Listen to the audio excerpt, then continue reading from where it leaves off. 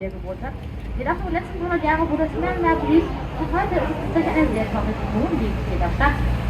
Så den her del København er ikke altid så populær, som den er i dag. I gamle dage var det her hele summerområde, så der var mudder og beskidt i starten, og mange af de broer, vi har i dag, de eksisterede ikke i dengang.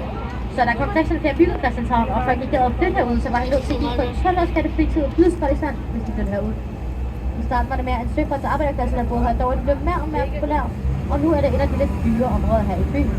This part of Copenhagen can also resemble Amsterdam a little bit, and that's because King Christian used Amsterdam as a model for these canals.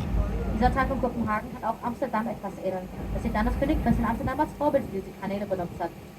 Den her del af København kan godt ligne Amsterdam en lille smule, så det, og det er derfor, fordi Kong Christian brugte Amsterdam som forbillede for de her kanaler.